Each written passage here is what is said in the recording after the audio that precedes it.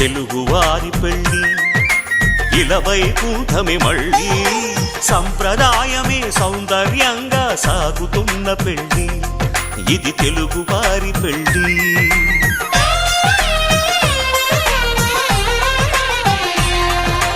తెలుగువారి పెళ్ళి ఇలవైకుంఠమే మళ్ళీ సంప్రదాయమే సౌందర్యంగా సాగుతున్న పెళ్ళి ఇది తెలుగువారి పెళ్ళి ఒకరికి ఒకరని అనుకుంటే అదే నిశ్చితార్థం ఆ నిర్ణయానికి తలవంచడమే పెళ్ళి అంతరార్థం శతమానం భవతి అంటుంది శ్రావణ మాసం శ్రావణ మాసం శ్రావణ మాసం తెలుగువారి పెళ్ళి ఇలవైకుంఠమే మళ్ళీ సంప్రదాయమే సౌందర్యంగా